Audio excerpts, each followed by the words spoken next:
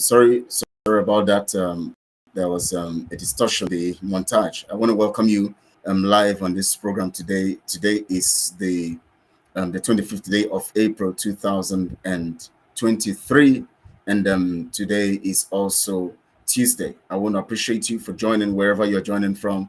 Good to have you, and I want to say thank you. And please, as you join in, just share this on all your social media platforms and make sure that you invite other people to join us, because we are here to publish the truth. Oh, and also to sorry, I'm trying to forward some stuff. Okay, I want to thank you all for joining, and please share this program on all your social media platforms and get people to be part of it right now. We're going live, and today we're going to be looking at manipulation, the concept of manipulation, and what is going on in our midst, and how much most of our people have been manipulated, and how you can overcome this, helping you to overcome the concept of manipulation and all the shenanigans going on around all over the place around us, and of course even within us. We know that the Nigeria agents and all of their people are actually working hard to make sure that they frustrate the concept of our freedom and to make us lose focus and get out of touch. But I want to assure you, I want to get to play what Mazin Namdekanu said before I go on in this program. I want to actually get you to remind you also what Mazin Namdekanu said to us, because it is very important that we update ourselves regularly on these details, and then we can go on to talk about other things. I welcome to the program. My name is Kelechi Ambrose. This is Biafra Global Network, and it is going to be interesting today. Brief but interesting. It's going to be interesting because we shall be looking at critical things that concerns us, especially on how we can overcome the concept of manipulation. Some of us have been, we have been hijacked. Our emotions have been hijacked. And so we can fall anything that comes our way. We are not critical. We don't have the mental toughness to actually look at things critically and then analyze things. And that is why we have to do what we're doing right now, so that we can, free ourselves from mental slavery. And before we go on that, I want to play what Mazin Namdekanu said to us, and to remind us of this, what Mazin Namdekanu said. So just listen critically and understand.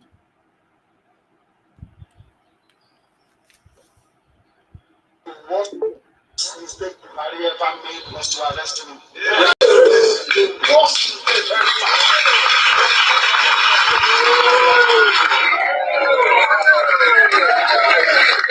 I will get the suit of this.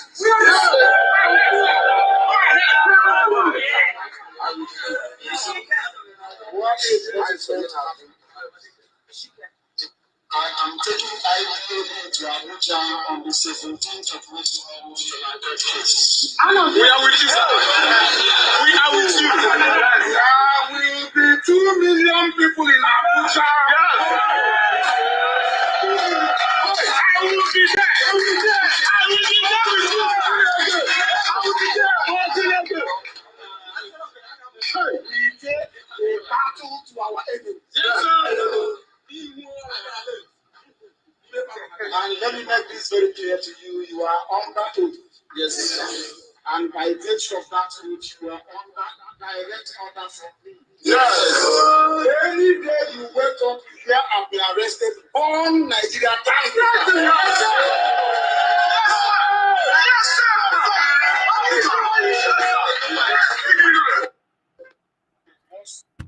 Now, it is very, very important that we keep reminding ourselves about that mandate Mazin Namdekanu gave us. And I'm going to still talk about it, but before I do that, there's a particular news because I want us to look critically on how people can be manipulated to believe in some things that are not real.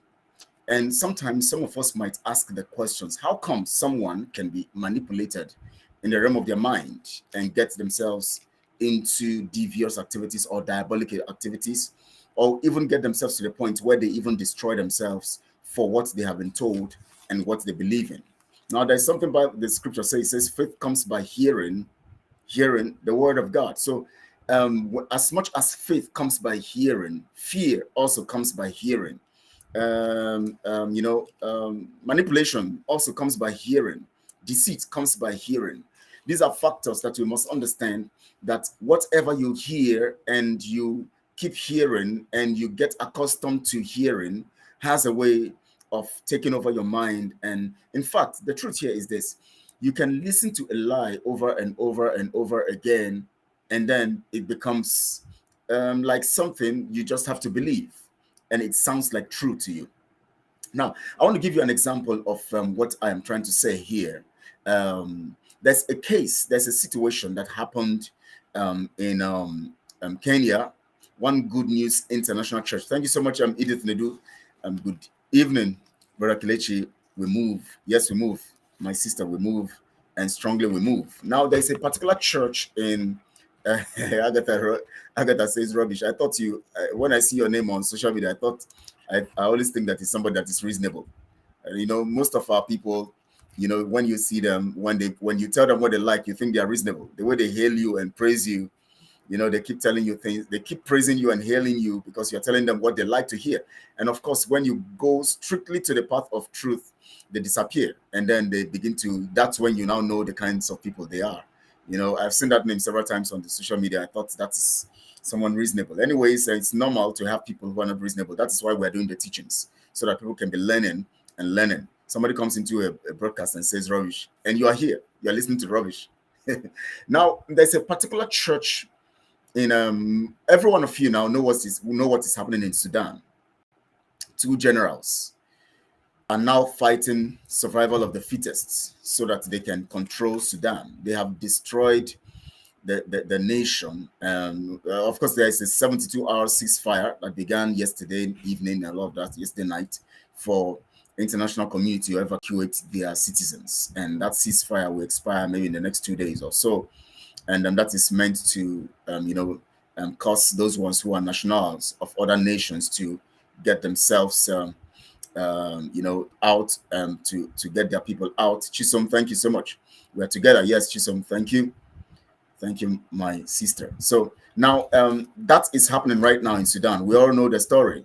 And these are the things that we try to make sure that we look at critically and understand how we're going to deal with our nation, because we don't want to get into crisis as soon as we get Biafra. So the best way we're going to approach that is to make sure that from the beginning of our fight for our freedom, we are going to start implementing things that will keep evil people away, or criminals away from government, criminals away from sensitive positions.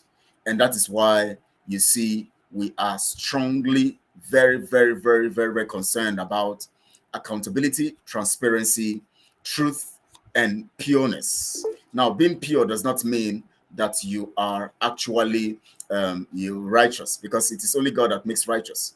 And being pure means that you are upright to a point that at least humanly possible, you do the right thing. So these are the strategies. Now, right now, as we speak, because I'm going to use this as the narrative, the beginning of what I'm going to be teaching today, and that is what is happening or happened in Kenya. Today, as of today, the report coming from Kenya is that about over 90 people now, the bodies of over 90 people have been dug out of the coast, the outcoast of Sudan. The one part of Sudan, I can't remember the name now. I'm trying to remember the name. Over 90 bodies were dug, exhumed. What happened to them? A particular pastor of a church, Good News International Church in Kenya, has told these people and told them lies and manipulated them religiously and given them false hope, false beliefs, false doctrines about technology, about Jews, about he told them that Obama is the Antichrist. He told them that technology and science is evil, is a program of the end time. He told them about the Jews, how the Jew, so many fake stories about the Jews and all of that, and what is going to befall the people. Of course, he told them so many things that got them manipulated and deceived. And the people, then he now told them that all they need to do is to starve themselves to death to go to heaven. And so the people starved themselves. As at today, over 90 bodies have been exhumed of people who starved themselves to death. That is what the man told them. That is what they believed. That is what they enforced.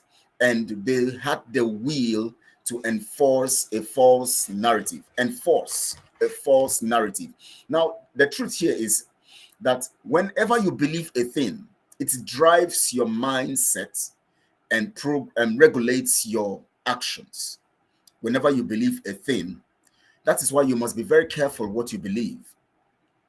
When you go into an activity, or you go into some facts, or you go into a program or an exercise or religion, what you need to do is you must reserve your mind and let it concentrate on the realm of your soul internally, to that aspect of your soul that is connected to, what do I call it now? I'm looking for that right word now. But anyways, that is intuitive, connected to the soul, the spirit. Because from your spirit, there's a word that comes. Now, sometimes we disconnect our soul from the realm of our spirit by the way we reason. Not because the soul can stay away from the spirit, not because the soul can exist out of the spirit, no, but because the soul needs the details coming from the spirit to actually function effectively when it has to do with things that are very, very critical, in line with reasoning and operational activities in the natural world. So now that Kenya pastor was able to tell those people in that church, Good News International Church, he told them how much they need to starve themselves. He told them how technology is evil. He told them how, science and technology is evil. He told them how Obama is the Antichrist. He told them about end time, how end time has come, and how they need to get to heaven very quickly because of what is coming. And they starved themselves. Over 90 bodies now have been taken out, and all of that. My comrade is here. We're here together today, and I know that we shall be discussing together and rubbing minds together, because I would give this teaching extensively, because I'm driving you somewhere where I want to get you to understand some things. Comrade Ken, I welcome you to the program. I'm going to be asking you some critical questions because I want us to interact, where we're going to be discussing some things critically regarding the concept of manipulation and extortion, because you can't be extorted if you have not been. Extortion comes by force, and extortion also comes by manipulation. So we're going to be looking at the manipulating side, or the manipulative side of extortion, where you're manipulated to be extorted, not when you're forced and extorted, just like what the police does. The police puts you under fear and then collects what belongs to you, or maybe you are, at gunpoint, and at gunpoint, and then what you have is taken from you. But now we have a situation where you are made to believe a thing, and then what belongs to you is taken. Because that pastor in Kenya also actually told the people that they have to give their resources and everything they have naturally to the ministry that he's operating, so that they will be dependent on God's house for supplies. And then he tells them to starve themselves to death so that they can quickly get to heaven. And what God has reserved for them is very, very lovely and wonderful. And then that's what happened.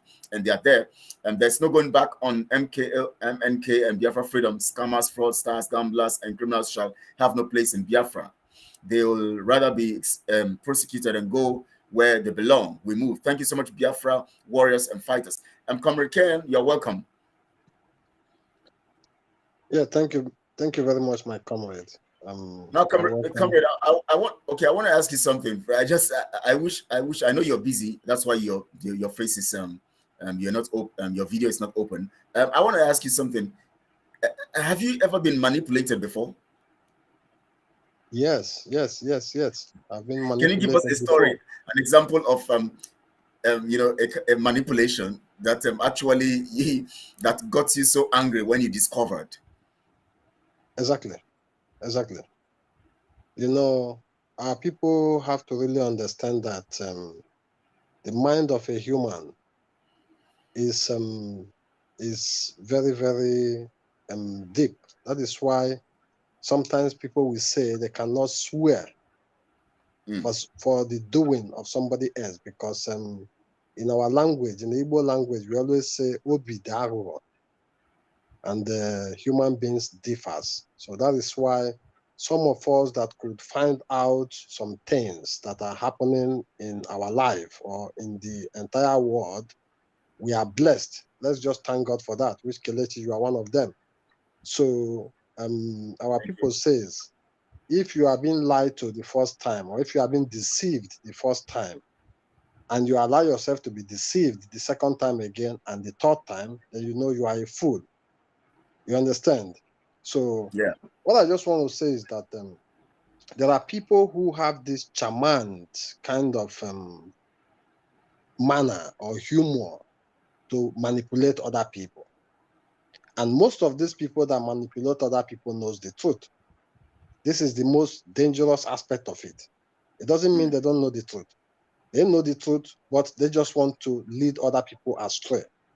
So, but one thing I want our people to know is that for you to know that you are being manipulated is when you start asking that person manipulating you some critical questions. Okay. It leads him to start getting confused. You Okay. understand?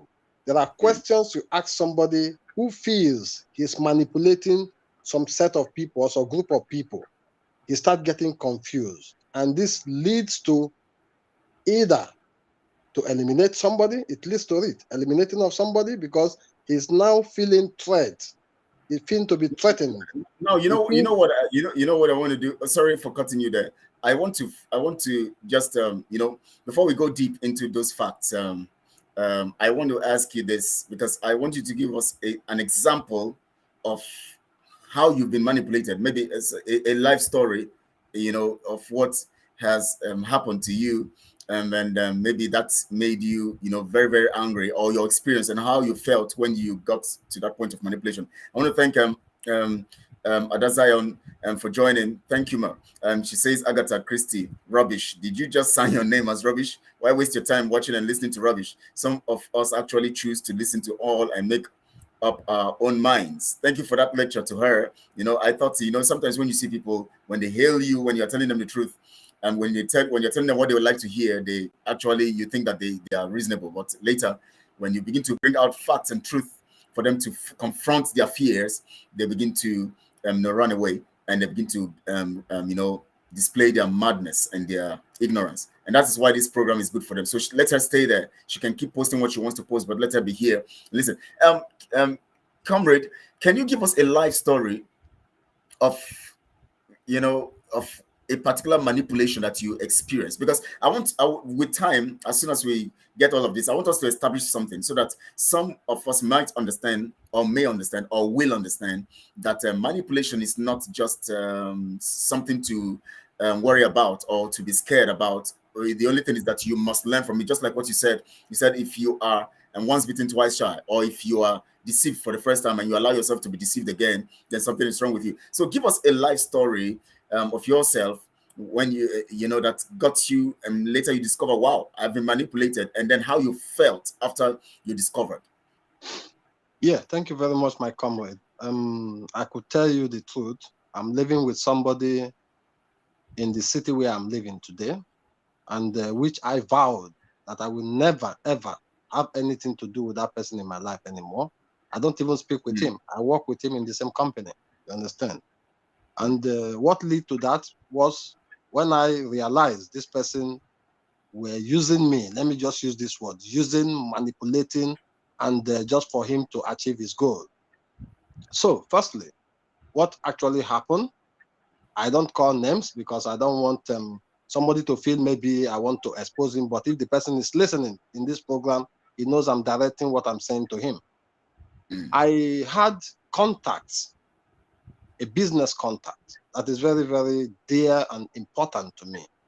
So, but due to the heart I have, I don't hide things. I want every one of us to grow. We are all Biafrans. We help each other. So I have a woman I do buy things from. This woman always called me when he have things in his warehouse, come around, I have this, I have that. And at the time, this company was full. They went full. They went bankrupt. And they wanted to sell everything in that very warehouse. I was called, my attention was called. I went there. And I saw it, and I told the woman, these things are too much. I can't pay for it alone. He said, yeah, I can look for people who are doing the same kind of business I'm doing so we can buy it together. I contacted a friend who I thought is my friend. So this is when I realized other manipulation. He had been manipulating me. This very one brought everything out, you know. So I told him about it. He said, okay. I told him, okay, this is the price the person is saying. But due to the trust I have for him, he said I should bring him there. He want to see those things. He want to see that woman. But due to the trust I have, I brought him there. When I brought him there, something started turning around. Because when I left, if I start calling this woman will not be picking my call. She will be telling me she's not around because this guy went behind me, used me to beat a price of this very thing, very, very nice price I got out of it. So if we buy it together, it will be a very big profit we got to make. So, but when he saw everything, he now go behind me to go and add money to that very thing, telling that very woman that me, myself, accepted because when he saw what is there, he was asking me the price that I told him something else. Then he's now giving the woman a price that is more than the price I gave with this woman. So when the woman later feels something is going wrong, the woman called me to ask me, Kenny, this is what happened. Why did I tell you a price and you went and inflated the price to my friend? I said, no, this guy is doing something else. This is a kind of, our people may not be seeing it like a manipulation. That is manipulation because he was using my name. Something else also happened. Somebody was defrauding someone with my name. These are manipulation because you know I'm your friend. You know I'm very dear to you. I tell you the truth. I lay myself down for you, but you can use me to go and be defrauding other people. So these are manipulation. So this thing got me angry that it even resulted to a police case that I called the police for this person. So there are different kinds of manipulation. There are people who manipulate you. Like, let me not say something that will make people come angry because it's not every pastor or every churches that we have today that are telling people the truth. But a lot of churches are manipulating people. But when I found out that a church was manipulating the minds of people, even me, church manipulated my mind when I was in Nigeria, you understand? And I was being thrown out of a church in Benin City, me and my friend. When we find out the manipulation, we were being, Kelechi, what I'm telling you now, some people may not believe it. I will be chased out of a church called the Church of Christ Mission or something like that in Benin, because the pastor always come and tell everybody to close their eyes. And what he does is, you know, if you close your eyes in a dark and you are in a dark for a while, if somebody pushes you, you will fall down. I'm just telling you this. Go and try it. Sure. Go and try it. So everybody will close their eyes. When the pastor will pray and pray and pray and pray, he will just come and push them on the forehead. They will fall down. So me and my guy, we opened our eyes and we were watching everything he was doing. So when he realized this, he chased us out of the church.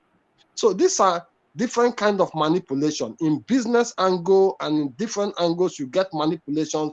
People use their sweet mouth to manipulate people, to extort money from people. You understand? But I have, I think, 2 occasions that I felt really manipulated. A guy who the daughter was sick, I have to drive him and his kid to Hamburg every now and then. I leave my work. But this guy have a driving license, as I do, but he smokes. And he tell me, yo, because I'm smoking, I don't want to drive, so I don't lost my driving license. I tell him, but you, guy, you can't tell me because you are smoking, but your child is sick. So your smoking is more important than your child. This is manipulation, using me for him to get his own favor. So there are different kind of manipulation, but through these things, it makes me to be who I am today. It makes me to be strong. It makes me to be proud of myself, to be bold of myself, for me to be able to take decisions on my own. I don't follow nobody's else. I can listen to somebody, but I never follow somebody again because I know there are so much dangerous people out there who are just there to manipulate and deceive people. This is just what I have to say in this very aspect from my own angle. Thank you very much. Now, let's look at it critically, because before one comes to the point of being manipulated, there is a particular information that you have based on your belief system. Now, we're going to look at it critically here now. We want to look at belief. and manipulation. We know that you can be manipulated to believe, and you can also believe to be manipulated. You can have a particular belief system, or a belief, a belief system. Yes, let me use the word, a belief system that makes you or positions you to be manipulated. For instance, let's look at Biafra. Let's streamline it. I told the story of a Kenyan pastor. So Kelechi, I will be Yes. in 1 minute back. In 1 minute, Okay. I'll be back. Okay, all right. Now I'm going to be talking to you, Biafrans, because it is important for us to understand these things. Now, we want to look at how people are easily manipulated, and then based on the fact that they already have a particular mindset, that means a belief system. And then also by that belief system, they are manipulated to believe in something else, which also forms the basis of their belief system. That means they actually have a belief system. That belief system subjects them to a particular form of manipulation. Remember, every belief system comes from a particular form of indoctrination or manipulation. Because if you talk about indoctrination, it might not be negative. Just like when Hitler was indoctrinating the Germans against the Jews, that was negative. He indoctrinated them, and by indoctrination, he manipulated them. And so an average German could see an average Jew and see him as a corpse, because he feels this guy should be dead, or this lady should be dead, or this person should be dead. So that is a level of manipulation that sprouts from a particular belief system. Now, let me give you, for instance, the Germans already had a mindset about themselves, and they already have a culture and a belief system. Now, through that program of a belief system, somebody like Hitler shows up and makes them believe that they need to safeguard that belief system by getting rid of a certain people who are a threat to that belief system. So you can imagine now, first of all, there's a belief system. Now there is a manipulation based on that belief system.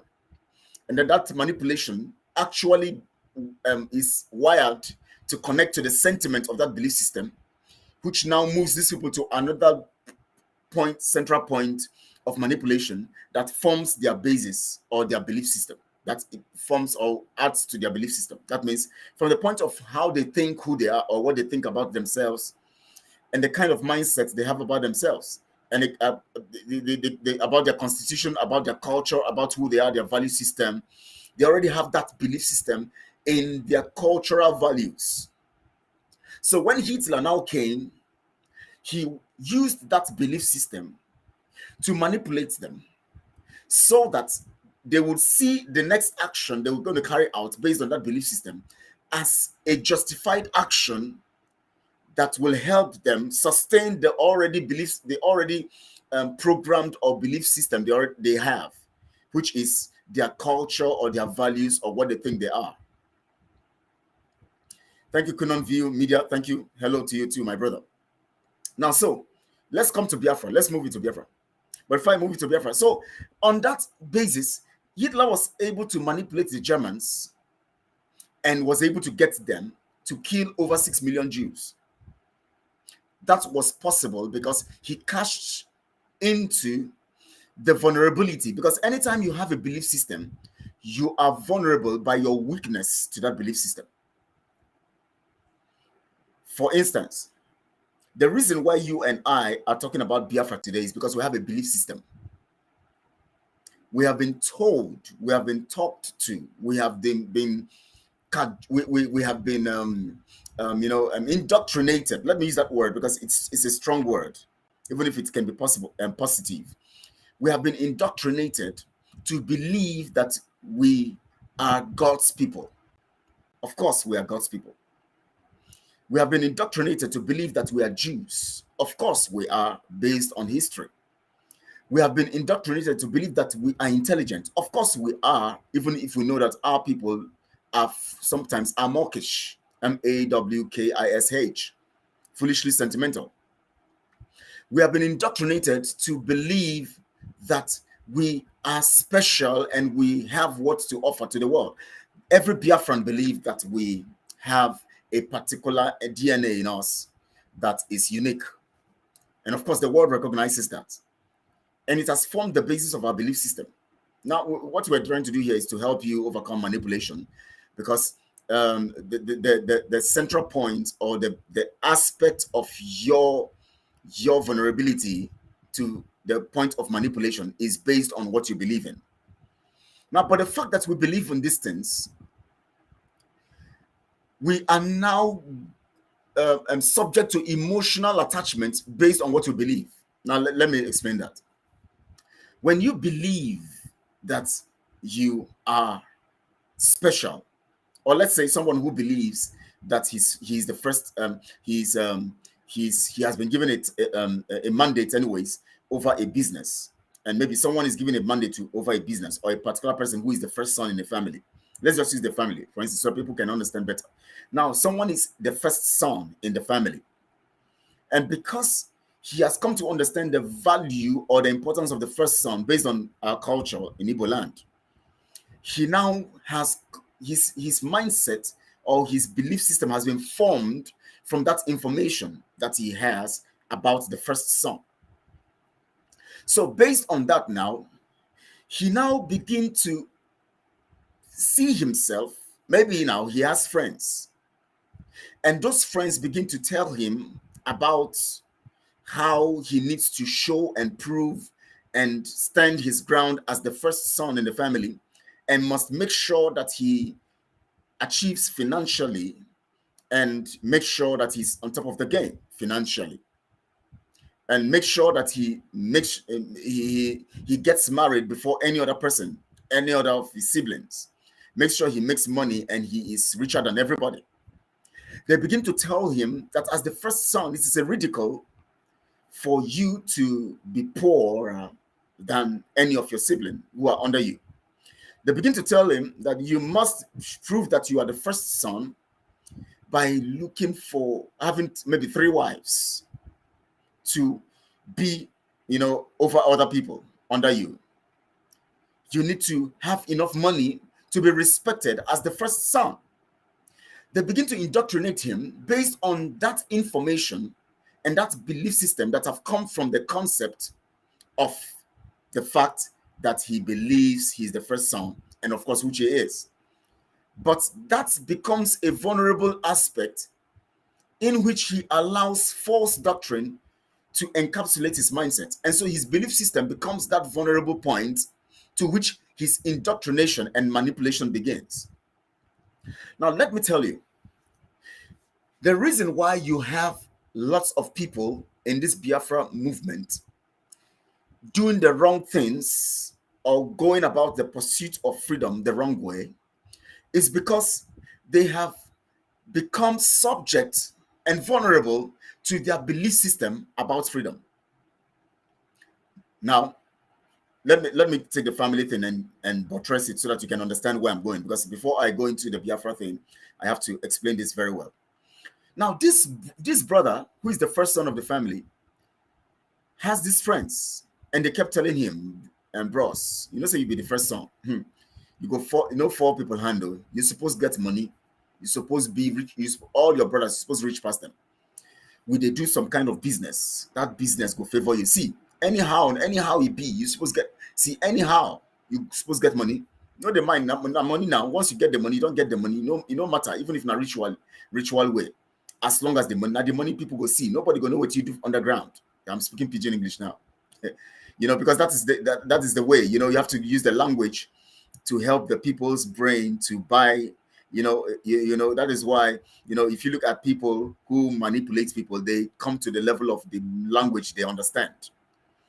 For instance, okay, before I go there, let me not go there for now. For instance, this brother now, let's leave it for instance for now. I'll go there for now. Now, this brother now begins to reason, wow, not true. I be the first son for this family. Man, if my brothers now, this my brother now, me, I know, as the first son, me, I don't even go university. Now my younger brother don't go university because I can't walk to take care of the family since my papa died. So if this guy go university now and I need to study medicine or in the study engineering, if you can't get money pass, if you can't come out of school, I go get money pass me. And now you begin to reminisce over what the people are telling you. You begin to reminisce over what the people are telling you. And then you now begin to consider how this ritual way where they say make I can't get money. Like say that's one because as I see myself as a bricklayer, so they do odd jobs. He no go fit to give me millions, so maybe to kill somebody, just to kill somebody and then get the money. At least the person go die, or die and I die. So even if you kill the person will still die one day. So make I kill him, make I use and do money. And so he is now indoctrinated based on his belief system. Thank you so much, Madu Abuchi. God bless you abundantly for your efforts. Thank you so much, and God bless you too. Be encouraged to continue to do the right. If I please don't take easily to truth, especially when they are hopeless. Please don't take easily to truth. Okay, I think you're going to explain to me better so that I can understand what you're trying to say. If I now suddenly he now begins to consider to go into ritual money, because he has considered his position as the first son. He has considered that he doesn't want his younger brothers to be richer than him. He has considered that he actually couldn't go to school because he was helping his mother to take care of the other ones.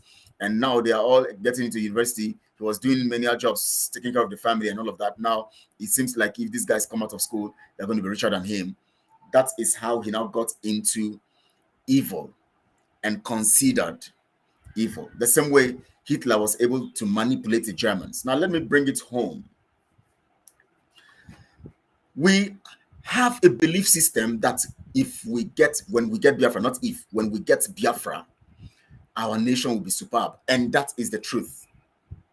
I tell you, when we get Biafra, our nation will be superb. Very superb, because we have the resources, we have the natural resources, we have the mineral resources, we have the human resources. Fundamentally, we have the human resources, natural resources, mineral resources. And we are industrious as the human resources that we are. We have what it takes. We have proven to the world that we are powerful.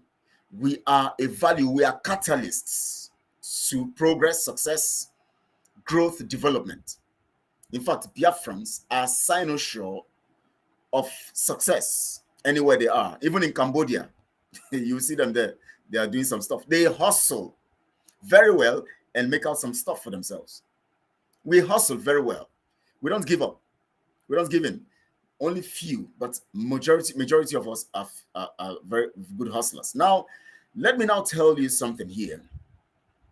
By the calculation of this, of whom we are, some of us now because of fear of the future, began to get into error to make things work for us, based on the fact that there is a sentiment before us, the sentiment that we are slaves and we must be free.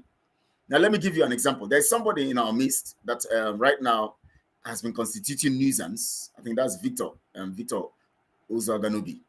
I'm going to talk about him briefly here, because there are so many things. I see him constituting nuisance on Facebook. I just have to talk to him, briefly here, so that I can use him as an example for those people who don't understand what it means to be manipulated and to be extorted based on the fact that they have been manipulated. Remember, I told you there's a first belief system which is foundational, which is foundational to how and who we are. That means when you are born, you begin to grow up in an environment that begins to form you, shape you, give you a kind of understanding. And basically, as we grew up, we started having a mindset of how, who we are, how we are, and what we are, and who and what we're experiencing. That's how we came to understand that we are Nigerians. Some of us who now still call themselves Nigerians, and for those of us who understood that who thought we were Nigerians, we were told we were Nigerians. We go to school, they tell us to recite the national anthem, they tell us to recite the national pledge, and that national anthem and national pledge becomes a word becomes words and becomes that orientation, campaign in your mind, because you tell yourself, I pledge to Nigeria, my country. Now they have told you that Nigeria is your country, to be faithful, loyal, and honest. And somehow in your subconsciousness, this information begin to continue and is pumped into you. And so it forms the basis of that. But when Mazi Nnamdi Kanu now came, he now started preaching Biafra, teaching us what we are. and teaching us whom we are and explaining to us and bringing us back to and reorientating us. Now, in the midst of that reorientation, we already are having a nature that is engrafted in Nigeria. Remember. So now Nigeria has already corrupted many of us, and we grew up knowing criminality, thinking that to survive is about criminality, to survive is about stealing, to survive is about this manipulating other people to extort people and all of that. So we grew up with that kind of mindset because Nigeria is a corrupt program designed by Britain, given to Fulanese to use as a means of controlling the minds of the people.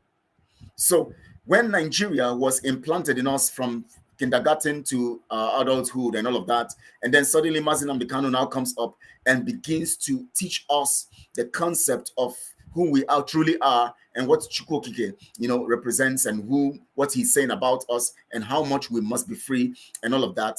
Some of us now begin to reform and begin to re-understand who we are and get a value out of this. But we already have gotten an idiosyncratic nature connected to criminality that is connected to Nigeria. So based on that, we struggle with our freedom. We struggle with our freedom and with our idiosyncratic attitude, or let me not say attitude, behavior or character. Because Nigeria has corrupted our mindset and caused us to be bastardized, and we only think of criminality. So even if when we began to hear about freedom, we believed that yes, freedom is good for us, but we are scared of the future, so we still embrace the characters that keep us on, or that formed us in Nigeria. And those characters: criminality, extortion, deceit, and all of that. For instance, this Victor we're talking about right now has been constituting nuisance, because I need to use this as a sample, because we need to speak about this to help those people who are allowing themselves to utilize the concept of Biafra freedom as a means of manipulating people. Now, this Victor got into the Biafra movement and freedom, and you hear the story of Juliet and all of that, how from the issue of all of this stuff, he has been manipulated and all of that. And then this Victor gets into this and then begin to use the story of his wife, his daughter, his blah blah, everything, and gets money from here, gets money from there. This one helps and get money from there, and he collects money from different places, and he tells this one, please don't tell this one that this and all of that and all of that. I don't want to go into those details, but I think one day, because I said the other time we talked about him, I said I'm not going to talk about him again. But I want to bring out from this story the average mindset of a Biafran. The reason why we fight our freedom is because we already have a nature that has been stuck in our DNA, coming from the Nigeria program of Britain.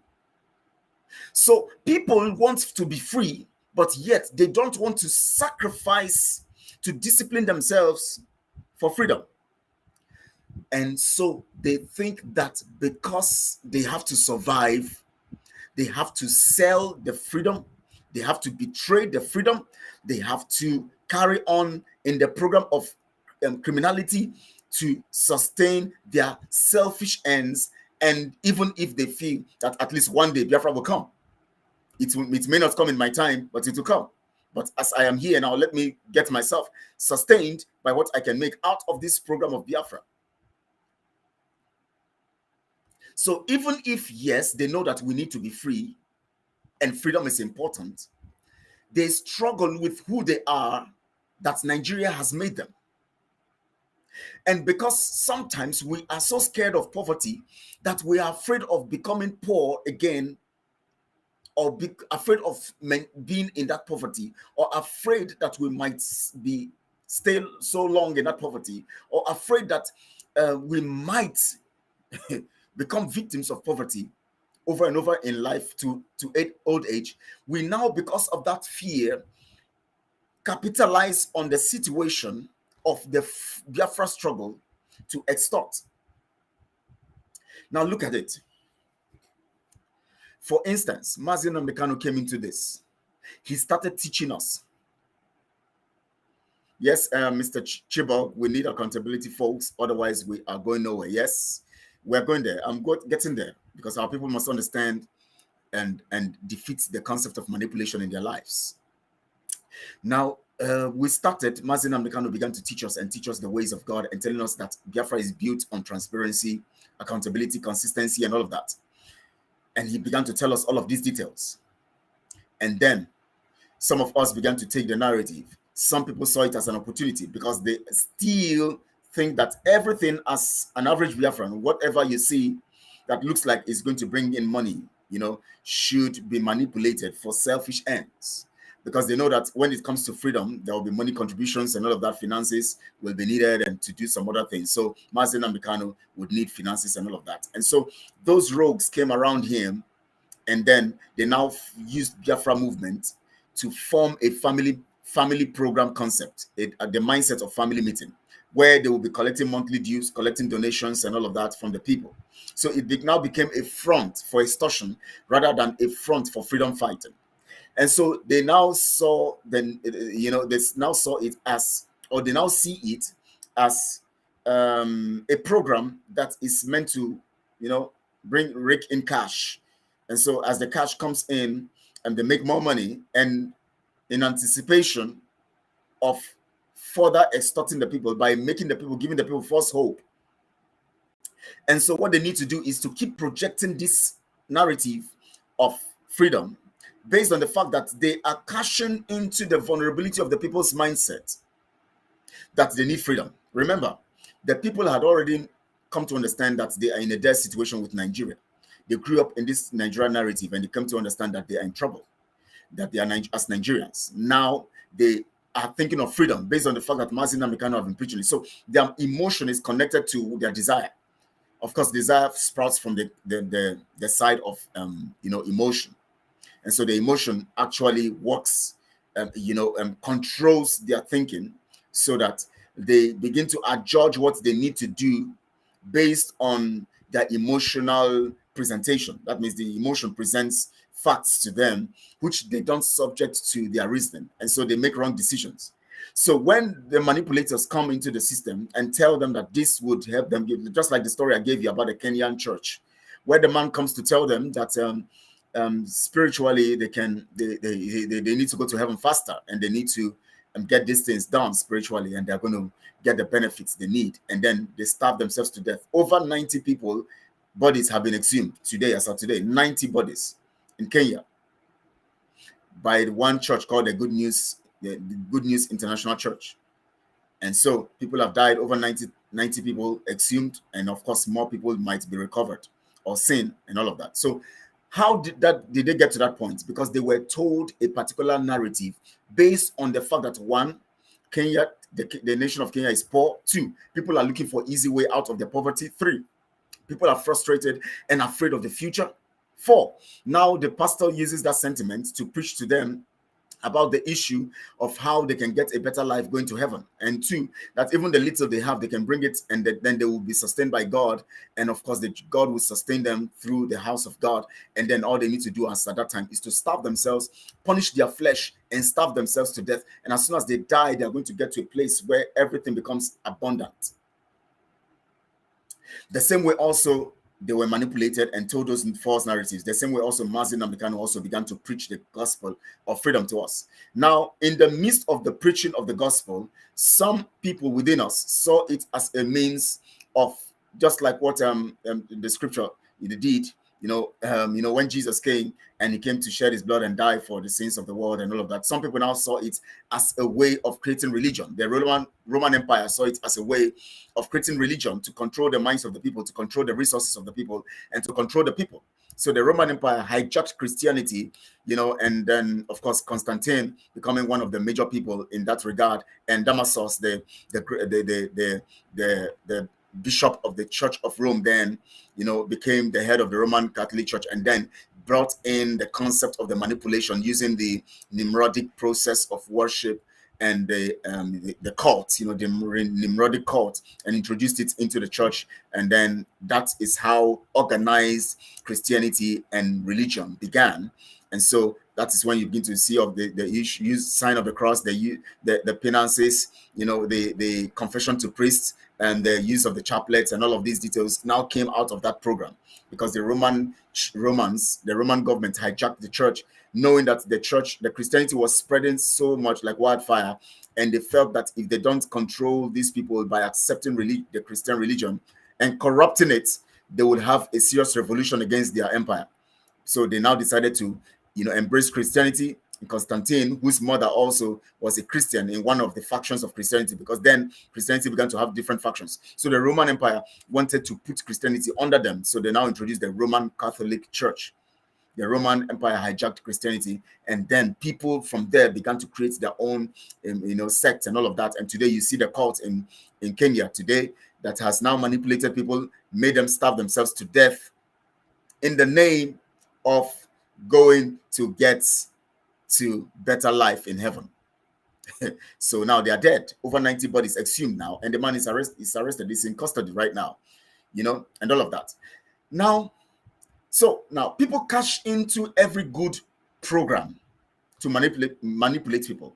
Mazi Nnamdi Kanu began this gospel also of freedom, and then we had people who came into it, and we had those who are members of the DOS, who became members of the DOS, and some other people who are not DOS, but of course in IPOB, indigenous people of Biafra, they came into it, and then they started cashing in. They made sure that nothing concrete happened.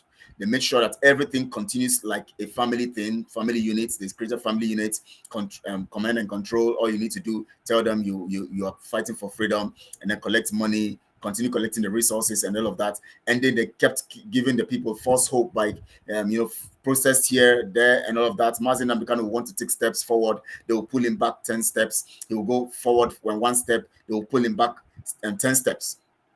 And so he now makes statements. Of course, there are so many statements made by people. There was a time, let me give you this narrative. There was a time, if you look at the book of Matthew chapter, I can't remember whether Matthew chapter 13 or 18 or so, I can't remember now, that Jesus was asking the disciples, he said, who do men say I am? And they were saying, some say you are Elias, some say that you are this, you are that, blah, blah. Jesus now said to them, who do you say I am? Then Peter, Paul was not there then, he was still, and Peter now, who is called, the rock, now said, you are Christ, the Son of the living God. And Jesus said to Peter, flesh and blood has not revealed this to you, but the Spirit has revealed this to you. And upon this revelation, not upon Peter now, some people have misinterpreted it to mean that that's why you have St. Peter's Church. No, it was not on Peter Jesus was talking about. He said, upon this revelation, that is upon this rock.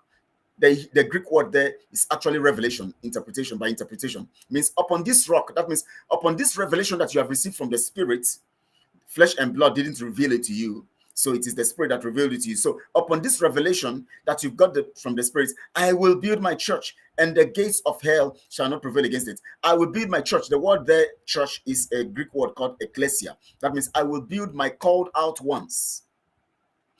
So he said, upon this revelation, not upon you, Peter. People are interpreting it to mean that upon Peter, because he said upon this rock. No, Peter's name meant rock, but Jesus was not talking about the name, the meaning of the name. He was talking about the concept of the revelation that Peter received. And he said, upon this revelation, I will build my church. I will build my called out ones. Now, today, so many people have opened several ministries, and they tell you that that is the ministry Jesus was talking about. I'll build my church. So when they talk about the church, they give you the concept of their ministry as the church. No, Jesus was talking about the people who are called out. That's you and I. It is good to go to a place, worship and all of that. But Jesus was not referring to the building and the structure of someone's ministry. He was referring to you and I as the church that he's going to build, and the gates of hell shall not prevail. That means the gates of hell shall not prevail against you and I, because we are the church. Upon this rock, upon this revelation that you have got, I will build my called out ones. That means my called out ones will be sanctified by this revelation, and they're going to be filled by this revelation. That means the Spirit revealing to them that Jesus is Christ and the Son of the living God. So now that is that anyways. But now we have so many ministries all over, and they tell you they are churches. Of course, you can call a ministry a church, because churches gather, the church gathers there. But when it is going criminal, you should call it what it is. Now also, Mazi Nnamdi Kanu now comes in, Mazi Nnamdi Kanu now comes in. He now begins to preach the gospel of freedom. Now we began to see some people who actually want to push this thing, this narrative, to the point of criminality. They now came in and began to cash in. Now remember, our people have received this doctrine and our people are desirous to be free. Because what I'm trying to do now is to see how I'm going to help people to get out of this concept of manipulation that is happening right now under Simon. Because Simon has actually manipulated the people based on the gospel that's already there. Just like the Roman church manipulates somebody saying that Mazi Nnamdi Kanu said that you should go and listen to Simon. Of course, Jesus also said that Simon, you upon this you are not flesh and blood have not revealed this to you. And after that time, do you know that after that moment, some other time now, Jesus began to tell them, after that time, Jesus said, flesh and blood have not revealed this to you, Peter. Jesus now began to tell them how he's going to die, how he's going to shed his blood and all of that. Peter said, no, you will not die. Nothing will happen to you. Jesus said, you know what Jesus said to Peter? Jesus said, get thee behind me, Satan. Peter, as at that time, was referred as a carrier of satanic mandate, carrier of satanic words, carrier of satanic gospel, because he was resisting the reason why Jesus came in. So the same Peter that was told that the Spirit revealed something to him was now attributed or now connected to Satan at this point in time. So Jesus said, Satan has entered you, so get thee behind me, Satan. So for the fact that Mazi Nnamdi Kanu said, listen to Simon, doesn't mean that Satan cannot enter him and he gets corrupted. That is why Mazi Nnamdi Kanu said, but don't allow the devil enter you. Because when the devil enters you, you are going to become corrupted and you are going to be treated as one who is corrupted. That's just like Jesus treated Peter as corrupted at that point in time. Even Jesus told Peter, you're going to deny me, even if Peter was chosen. But Jesus said to Peter, you're going to deny me. So Jesus said, Peter, you're going to deny me, even if I have chosen you as my disciple. So it is possible for a disciple to deny the master. For the fact that Jesus chose Peter didn't give Peter the what do we call it now? There's a particular word I'm looking for. Didn't give Peter the immunity to evil programs or evil designs. Peter was a disciple, number one favorite in Jesus's heart. But Jesus told him, you are going to deny me, because Jesus knows everything. The same way also, Mazi Nnamdi Kanu said, Simon, I'm seeing what you're doing. You're coming with a perspective that is good. But don't let the devil enter you, because that is what happens. When I hail people, when I greet people, when I appreciate people, suddenly the devil knows that these people are going to be very useful. So he enters them. So Jesus now couldn't do anything about the devil entering Peter. But it was only for Peter to realize himself and get back on track. Judas allowed Satan to enter him, and he never got back on track. Rather, he killed himself. Peter allowed the devil enter him, but he got back on track later. Yet, Jesus prophesied this, and yet Peter went behind and denied Jesus. But yet, he was a disciple. But when he got back on track, he was received. Now, Simon has actually refused to get back on track, has actually refused to allow the accounting of the account, the finances of Biafra, has actually begun to kill the people, causing mayhem in Biafra land and cashing on in events and activities to make it look. Now look at it, the issue that is happening in Lagos now. In March, he said that there's going to be lockdown in Lagos because he knew that the market leaders were trying and planning to make sure they lock down the shops. He got the information. He came on blind to give you an impression that he's the one in charge of that information. He told you that it's going to be lockdown. He's going to announce it very soon. Up to now, he has not announced it because the people in the markets refuse to do anything about it because they know he's cashing into that and they refuse to go lockdown. He's waiting for them to now give a clue, and his spy in there will come and tell him they have set a date. They have set a date. So he will now come on air and say, we declare lockdown in Lagos. Prince says, great and profound analysis, Kelechi, only for the discerning in spirit. Thank you so much, sir. Thank you so much. Great analysis. Thank you so much. Mr. Chibok says, only intellectuals can see and understand the level of manipulation going on in the Biafra struggle at this point in time. And that's the truth. So, Peter was Jesus' disciple. In fact, number one disciple. But Peter denied Jesus. Peter allowed the devil to enter him. So Jesus, the same mouth Jesus used to say that the spirit has revealed this to you. Flesh and blood have not revealed to you this, which means that you are walking in line with the spirit. The same mouth also Jesus says to you, you are now you have allowed Satan. Now, even if the other time you allow the spirit to walk through you, now you have allowed Satan to walk through you. So get thee behind me, Satan. You can't stop me from my mission. That was what happened.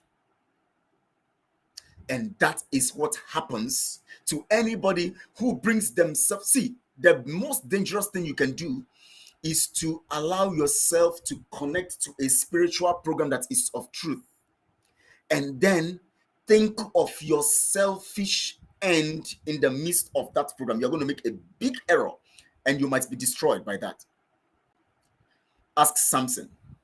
Once you allow yourself to go into a direction of spiritual programming, it's getting late here, dark, and it's becoming dark. So my face is getting dark. So let me see how I'm going to, get the light on so that you can. But before I do that, let me give you this. Let me go to the montage, and all of that. So.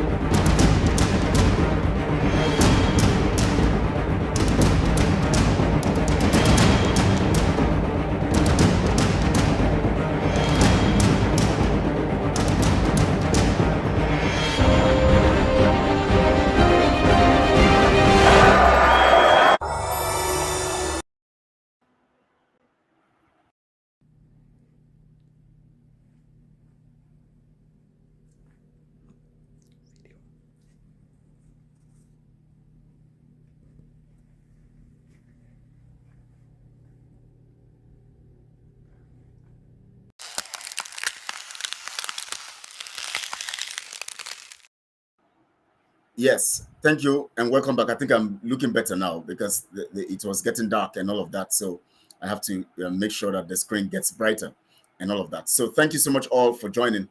And now we are looking at how not to allow yourself to be manipulated and helping you overcome manipulation. Now, remember, let me tell you how easy, because I was trying to give some narrative so that I can come to this fact of the teaching.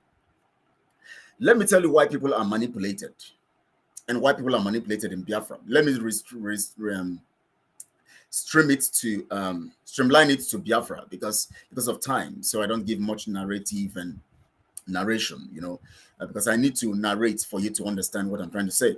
And why I have to go this way of narrating over and over is because of those people who need to be told things simpler, in a simpler form to understand. So that's why I try to use simple words and simple narratives to explain to you. The other time I gave you an analysis of a father who actually have been receiving threats from his friends and his brothers and all of that. He tells his children, in case I am harmed, this is what you're going to do to my people. And this is what you're going to do to my brothers or the people threatening me.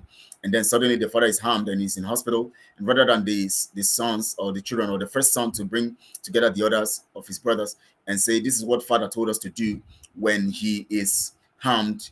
So let's do it. Rather than doing that, he comes up, he begins to make noise, tell the whole world that his father has been harmed, that the people who harmed his father should go and take care of his father, and that, the people who harmed him should feed him. And then he now begins to castigate even the people that he told to go and take care of his father. He tells you that, the doctor they have brought to take care of my father, that doctor is a criminal. That doctor wants to kill my father. He is there. He's not doing anything about it. He's castigating and all of that. Of course, it's possible that the doctor also is a criminal and all of that, or is trying to harm the father. But he's there, he does nothing about it. And suddenly he shows up and called the children. Now he called his brothers and said, now dad is in hospital, he's still unconscious. And now we need to actually take him charge. We're going to share the family property. I am going to take 50% of the property. I'll give you 1 each, and then I take the rest. He began to share the property. That's the same thing Simon have done. He said he's the spiritual son of Mazin Namdekano and the first disciple. And Mazin Namdekano is in DSS dungeon, languishing, suffering, vomiting, bleeding from the nose, going through different illness, wearing one cloth, sleeping on bare floor, and suffering and in pain and agony and bearing this all of these because he refused to change his belief system, refused to budge, refused to accept the offer made to him by the Nigeria system and the Nigeria government, and continue to actually believe in what he believes in and continue to hold on to believing because of us doing all of this and all of that and suffering and going through all of these things because of us. And then he now knowing that he's there, and of course before he got into that situation, he has actually told us that they plan to do this to him, and knowing that they will actually always want to come to him, and knowing that they will actually want to come to him in that narrative, he decided to tell us what to do, and he decided to make the people understand what they need to do in case they come after him again. And then he gives us perspective to what we have to do. And I'm going to play that again to you so that you can hear Mazi Nnamdi Kanu's voice, what he said that we should do, and what Simon, who claims to be the first son, should have embarked on based on what Mazi Nnamdi Kanu said. And that is what he should have embarked on. But yet, he decided to share the property and then become the so-called prime minister that he gave himself, that name and that narrative. Now, listen to what Mazi Nnamdi Kanu said that should happen if he is arrested. What mistake Buhari ever made was to arrest him. The worst mistake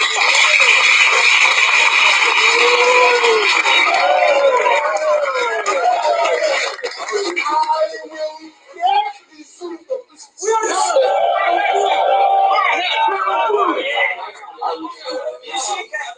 What is going to happen? I am taking IPOB to Abuja on the 17th of next month to get case. We are with you, sir. We are with you. There will be 2 million people in Abuja. I will be there. I will be there. I will be there. I will be there. We take a battle to our enemies. Yes, sir. And let me make this very clear to you. You are under oath. Yes. And by virtue of that oath, you are under direct orders from me. Yes. Any day you wake up, you hear I've been arrested on Nigeria time.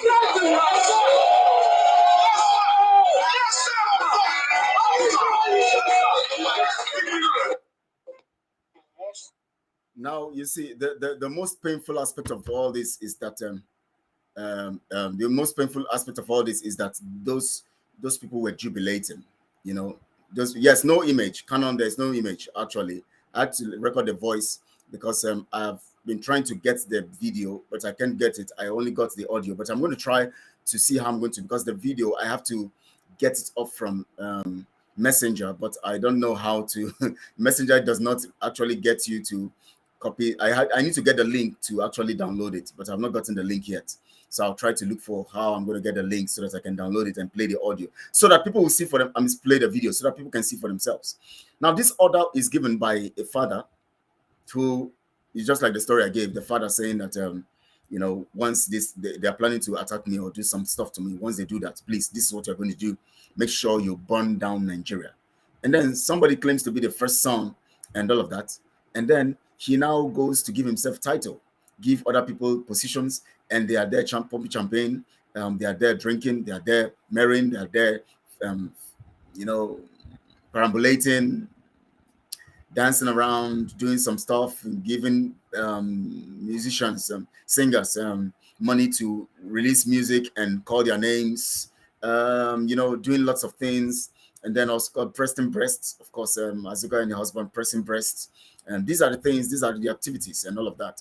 You guys are not, are you tired of calling me Sokoto boy? You're calling me Ghana boy now. Why not call me Sokoto now? You're calling me Ghana. So it's good anyways. At least I'm a Ghanaian and I'm doing better than you. And at the same time, I'm a Sokoto man, I'm doing better than you. In the freedom that belongs to you, that call yourself a Biafra. You're calling me Ghana person, but I'm speaking on your behalf. You're calling me Sokoto person, but I'm speaking on your behalf. And okay, I'm speaking on your behalf. So don't you see that I'm doing better than you? Speaking out for freedom. Speaking out the truth. And you are there calling me by where I'm from. I'm telling you to go and give account, and you're coming to tell me that I'm Sokoto and I'm Ghana. It's not foolishness. That is the problem. Now, that is the manipulation. Now, let me tell you this. Let me explain. Now, it brings me to that point, because let me use this Chinemerem stuff to actually bring out the analysis. Now, Mazi Nnamdi Kanu says that we must burn down Nigeria whenever he is arrested. Once we hear he's arrested, this is what we have to do to Nigeria, burn it down. He gives that information to us.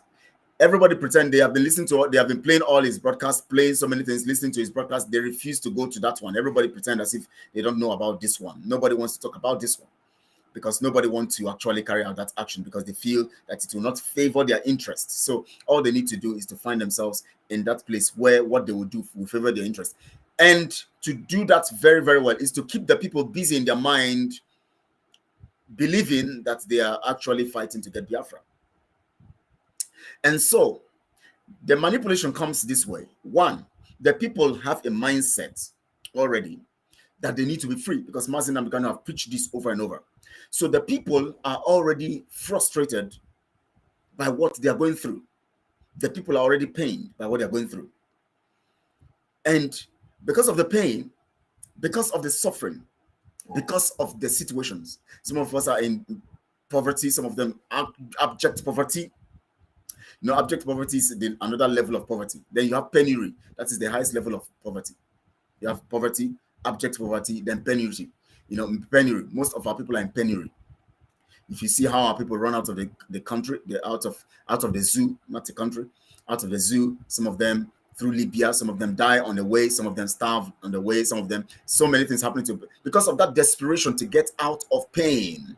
The people are afraid of the future, so they don't have what it takes to fight internally. They don't have what it takes to withstand the forces. They know that the Nigeria agents and the government, the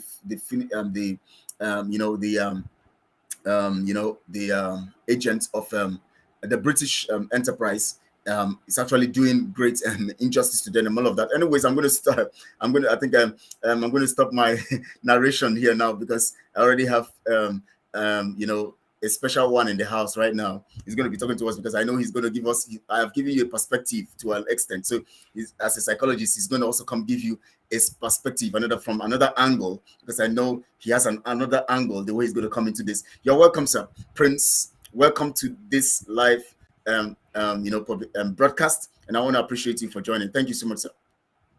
Thank you, thank you, thank you, thank you. Glory to God Almighty, our God, our creator, our maker, the one that gave us autonomy, the one that gave us freedom, the one that gave us free will to exercise our autonomy, the one that gave us this free air without which we can't live. To God be all glory for this day. Oh, in Jesus' name. Amen. Amen. Thank you. Kelechi, your analysis is profoundly superb. I was just enjoying it. I didn't want to even come in to interrupt it. I knew, I saw your message, but I said, no, I want to listen more. And you were just saying things I wanted to come in to say. It was so wonderful how you pieced together the fact that the Romans hijacked the resurrection of Jesus Christ, which put them all to shame. So they had to rebrand Jesus and brought about fake Jesus, through which they used to confuse humanity and also began to enslave people with that brand, Jesus. And that's why it's only in Christianity you have imitation, because you can't have imitation without original.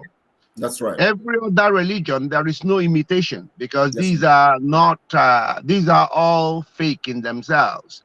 You only have imitation where you have original. That's right. So, and then you built a wonderful, in fact, as you were talking about Simon Eba, trying to remind people of what Nnamdi Kanu said. And you cleverly went to analyze Peter. Even though Christ said, upon you, Peter, you are the cornerstone, upon you would I build my church. Even though Christ said that. But suddenly, before you knew it, Peter was being cast aside as the devil. Yes. Go behind me, Satan, because Christ knew.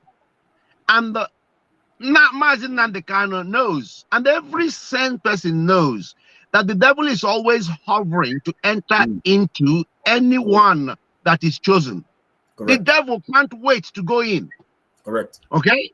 And as soon as the devil entered Peter, the same Peter, Christ told him, "Get behind me, Satan." Satan, yeah. It was the same Peter who denied Christ 3 times.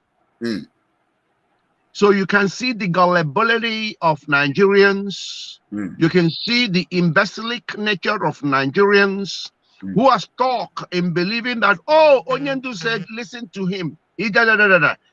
And they forgot that the same Onyendu told him, don't let the demon enter you. Simon allowed demons, not just a demon, demons to occupy him. And look at how he is dancing in the market naked without knowing that he is naked.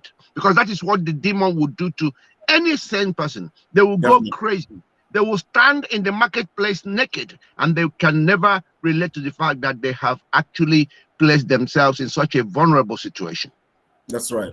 So these gullible, foolish Nigerians, who obviously are naturally not meant to reason properly, because that's just Nigeria for you. You got to accept that. And you and I agree totally that the opposite of Nigerians equals intellectuals. So that simply means that it doesn't matter how academically educated. In fact, the more academically educated or religiously educated a Nigerian is, the more hopelessly stupid they are. That's it's as right. simple as that. And there is no way you can deny that. So they cannot relate to the fact that the same Simon Ekpa was the one Mazi Nnamdi Kanu warned not to allow the devil to enter. And of course, you saw how the devil entered him through Nelly. And then you can see how he even invited more demons into his life through Azoka, Ngozi Orabueze, and the one called Erewa. Okay? And then many others. And since then, of course, Nigeria had taken him over. Okay? So he is now, now let me tell Biafrans this so that they can know how to gauge those that have come to do the right thing. One of the things, apart from the fact that Simon Ekpa made me listen to him when he analyzed DOS and called them career agitators, and said to himself and told the Biafran that he's not a career agitator himself. One of the other things that made me look towards Simon, okay, was because he was the only one who was telling you when Biafra would come. Because psychologically, I want Biafrans to know that anyone who benefits, in quote, okay, from the blood of millions of Biafrans, anyone who eats any part of this money would never want Biafra to come. They want to keep eating from it. They want to build a career on it. They don't want it to come. That is what happens. The eating of that blood is like eating of the forbidden tree, from the forbidden tree. Okay? Once you take that money, once you misappropriate that money, you might be thinking, oh, well, let me just eat it. After all, Biafra will still come. Let me just have it. And then whenever it comes, it comes. But once you have eaten it, the devil has occupied you. You are cursed. You are now wanting it to continue forever, so that you will keep eating from it. That is what happens. So one of those things that made me pay more attention to Simon Ekpa was when he gave 150 days. That means he sounded businesslike. Very correct. He sounded businesslike. Then he told us no election anywhere in Biafra land because of what he has on the ground. Yes. Then he told us he's not a career agitator. All of those things were lies upon lies upon lies upon lies. After all these lies, he now crowns himself primitive minister. He cannot be prime minister. Primitive. primitive minister, because who is this little idiot to be or a answering crime prime minister minister? too. A crime Yeah, minister. you know, crime minister.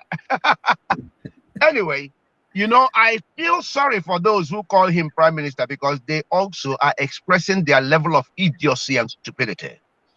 Those Yes, who refer to Simon as prime minister, once you say it, you have shown that you oh have my. no gray matter operational in your brain. That is actually what people are displaying when they say that. Okay, so I thought the stupid idiot had a plan. Okay, until he began, after having failed, now he wants his face on our currency. Now he wants to answer interim leader. Now he wants to answer prime minister, because I believe he has struck a deal somewhere with Nigerian government, telling him that no, there is no way Nnamdi Kanu will come out alive. Because if he didn't have such reassurances, I couldn't see him moving from disciple to son to spiritual son, and then now crowning himself interim leader and then prime minister. This is the hallmark of a criminal, a born criminal, profound lunatic, insane beyond belief. What he doesn't know was that he was bringing the entire Biafra and Biafrans to disrepute. I don't Yes. think he understood what Biafra represented. I don't think he understood the caliber of individuals that made up Biafra. I don't think he thought he was playing with a toy. That's why I describe his stupidity, and I define it and metaphorically say that it is like a 5-year-old playing with a machine gun fully loaded. That is what Simon is doing. He doesn't quite understand that this is Biafra. By right, Biafra is God's own nation. It's not a country. I had the stupid Ngozi Orabueze calling it a country. I don't think she understands the difference between a nation and a country. Now, because these people are not properly seasoned, they use stupid words to describe what they don't know. Okay? Now, they don't know that even though there is all this chaos going on, that Biafrans are chosen people of God. It is in that location that the sun, the rising sun, the light that will illuminate and overcome the darkness imposed by man on this earth will be coming from. I don't think they understood what Nnamdi Kanu meant when he said, under no circumstances in this world, with anybody, not in 1,000,000,000 years, would they bribe you and give you enough money for you to be able to stop Biafra? These people said they were disciples, but they could not understand the voice of their master. They didn't quite understand what Nnamdi Kanu was saying. Simon Ekpa will spend time playing the voice of Nnamdi Kanu over and over, but I don't think he understood anything Nnamdi Kanu said. Because if he did, he won't be in this market dancing naked and acting in this mad, lunatic way. With all those Nigerians now who know that he is going nowhere and backing him up and talking rubbish, you know, constituting absolute nuisance everywhere. So what I do now is to block the idiots. Wherever you see them, block them. You don't need to be, you don't need to be holding discussions with lunatics. You don't get into the mud with pigs, because once you are inside that mud with pigs, onlookers will struggle to differentiate between you and the pig, because you're sharing something in common with pigs. So once you see idiots like that, block them, because they are representing Nigeria and Nigerians because they can't reason properly. They want to continue to be slaves. These are people, once you promise them presidency, they are happy to go and renew their slave certificates. They are happy to be smiling and happy slaves, conditioned to behave worse than animals. They are sub-animalistic in behavior, attitude, and everything else. You can see it every day, the way they behave. You can or even look at some of our Yoruba friends. A lot of them have gone quiet because they believe they have been given presidency. They don't know that they have enslaved their souls and that of their future generations. And let me warn all of them. Let me warn all of them so they know. Once there is nothing stopping Tinubu and stopping Nigeria, I want everybody to know and note it down. I've said it before, but I want to repeat it now. Note it down that, first of all, Tinubu cannot finish his first term. You're going to have Shetima whether you like it or not. And the Shetima will guarantee another 8 years of APC. And within those 8 years, this is most important, the entire contraption will become an Islamic nation. You're going to learn Arabic by force. You're going to go to mosques by force. That is if you're still alive, because they're going to carry out mass genocide, the type you have never seen before. You can forget about your Christianity and wearing of long robes and doing all these stupid fake prophecies you're doing. There'll be no more tithes. There'll be no more offerings and donations. These ones that say they are pope and they are archbishops and they are bishops and they are clergy, you are warned, because, sorry, in 8 years' time of APC, Christianity will never exist in that contraption again.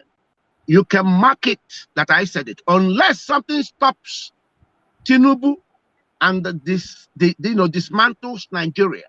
Forget about Christianity, that's your man-made religious Christianity you're practicing, thinking it's Jesus you're following. You're just following European Christ brought to you by the Romans. Okay, and that's why you don't know your left from your right. You are only worshiping money. You are only, all you are thinking about is your offerings and all the rest. You don't even know who Christ is. You don't know the true antecedents of Yeshua HaMashiach. You don't know it. Because if you knew it, freedom will come to you naturally. Because he came to set everybody free. Okay? If you understand the true antecedents of Christ, Yeshua, you can't be enslaved. And you can't be worshiping money, because that's all you worship in your religious Christianity. You can, I'm a Christian. Go to their churches and see what they are doing there. They are trading every day. It's all about who is bringing the biggest cash. You are going to have the front seat anyway. It's just all about that, nothing else. Okay? The more donations you give, the better for you. And they tell you that every day. They never will tell you about blood money. They can never caution you and say, please, no matter the money you bring, make sure you're not bringing money that you made from blood. They can't, because they are perpetually worshiping money. I think you wanted to say something. Yeah, I wanted to ask you a question, about 2 or 3 questions. Well, let me ask. You see, we're looking at, because I'm trying to examine the psyche of an average Biafran. Now, let me streamline it to Biafra, but using the word itself, manipulation. Now, are you sure it's not Nigerians you're examining? Nigerians that are wearing Biafran names? Yeah, of course, they are Nigerians. They're actually Nigerians. Sure. Because Biafrans are you and me. You don't need to educate them on these things. Yes. The education is for those bearing Biafran name, but they are Nigerians. Go ahead. Sure. That is why they can support everything that comes with the features of Nigeria, because they are Nigerians. They support criminality, they support insincerity, they support killings, they support deceit, manipulation, and everything. Once you come against those things, it is alien to them. And now, at what point can someone get to be deceived to the point that they become manipulated to believe in the wrong? Well, I'm quite sure. I'm quite sure we've used the word condition, Yes. conditioning, Yes. quite substantially. That manipulation thing comes with conditioning. Okay, once people grow up and they are conditioned to believe that this is a way of life, okay, they know nothing else other than seeing this. You know that an average Nigerian, the only thing that has a meaning to them is money. Yes. An average Nigerian is sub-animal because they don't believe they are productivity. They believe that they are consumers only. So they target anything that they can consume. Consumption weighs highest in their estimation. They don't value life. They don't value anything. They don't value freedom. It's all about, what am I going to consume? Have I grabbed enough to ensure my consumption level is maintained? That's it. They don't understand that when it comes to consumption, you must also produce first. You must produce first before you aim at consumption. That's why the scriptures tell you, if you must not work, then you must not eat, because one comes before the other. And I've told you before that to an average Biafran, they understand that Biafra is a land of ideas. That productivity is linked to ideas, okay? And ideas are what create money, not the other way around. Money does not create ideas, okay? It is ideas that create money. That is why an average Biafran understands that once they get Biafra, even an ant, I'm talking about an ant, even an animal in Biafra land will be very rich, because it is the land of ideas. Okay, honestly, you need to really tease out. You need to spend time to engage some of these Biafran children. They are too gifted. It's just that the Nigerian system as a soil is so poisoned that it destroys their ingenuity from childhood. Okay, that's why we want Biafra at all costs, because we know that once we have it, the soil of Biafra will be a soil, an environment where everything that is ingenious in every child will be given the best opportunity for it to be harnessed, developed, and actualized. Now, because Biafrans understand that, if you spoke about resources, and I wrote something somewhere when I was watching you and said, look, all the resources in this world are tied into human resources. Sure. All the resources in this world are tied into human resources. Without human resources, there is nothing called resources, because they won't have name, they won't have meaning, and they will not have any value whatsoever. Okay? There was nothing called money until human beings made it happen. There was nothing called crude oil until human beings made it happen. There's nothing called a house until human beings made it happen. Nothing called a car, nothing called science, nothing called academia, until nothing called religion, until human beings made these things happen. That is why I keep telling the world, and I keep telling all these manipulators and stupid people across the world, claiming to be civilized, claiming to be righteous, claiming to be academically educated, claiming to be opinion leaders, that you people are lunatics. You people are filled with demons in your heads, because you don't even understand humanity. You don't understand the true identity, the true origin, the true meaning, and the true purpose of mortal beings in this transient existence. Some of them think they are gods, some think they are animals. Mortal beings are neither God nor animals. They are neither God that owns the air we breathe, and they are neither animals that depend on mortal beings and on nature for the reproduction of this basic, standard, natural food. Animals consume worldwide homogeneously from species to species. Look, the more we understand this, the more we understand that Biafra is coming. Because in Biafra is where the true knowledge that will save humanity and bring down the kingdom of God on earth, that is where it resides.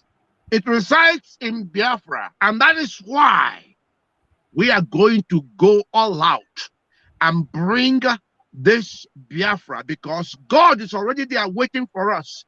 God is already there waiting and inspiring us to get into the promised land.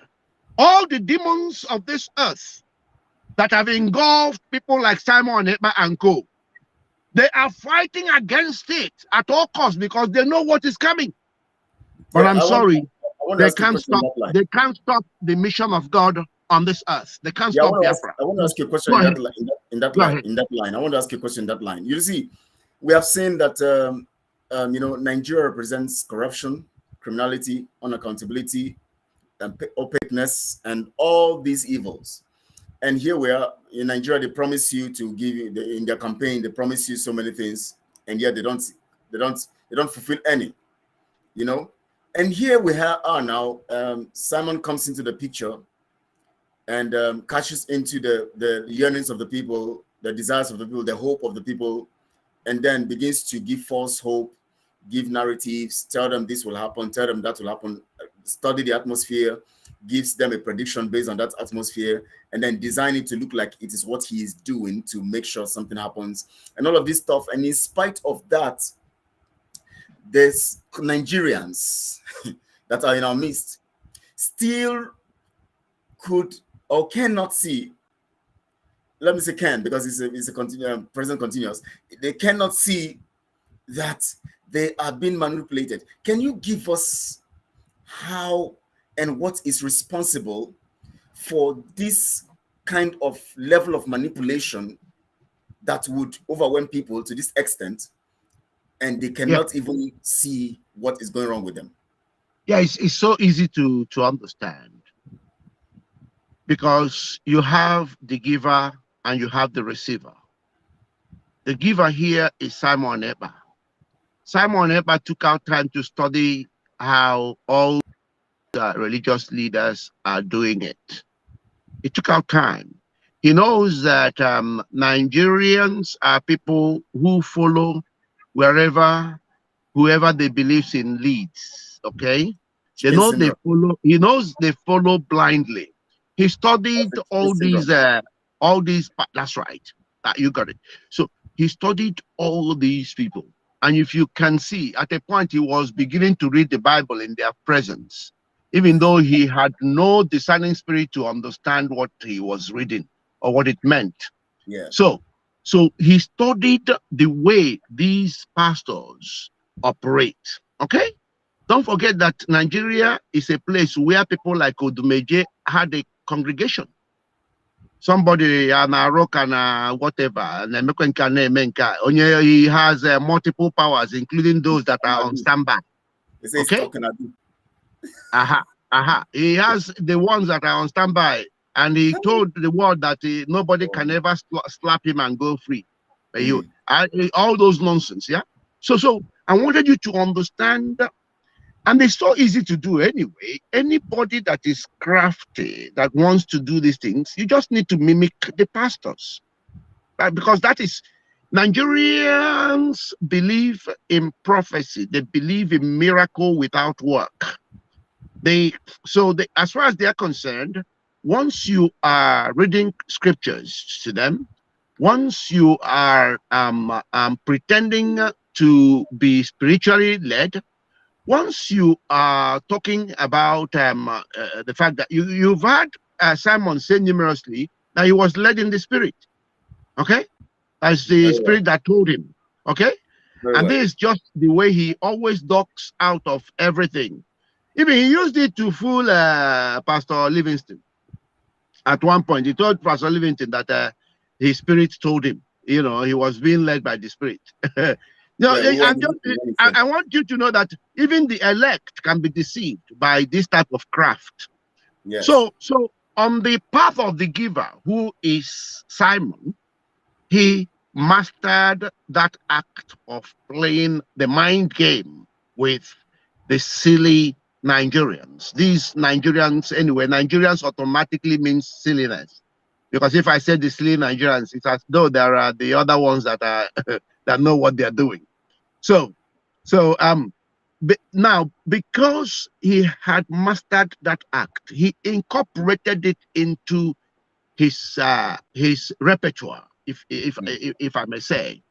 And then on the receiver side, Nigerians are already primed to be this way inclined, living in hope, believing that if it is not this time, it's going to be next time.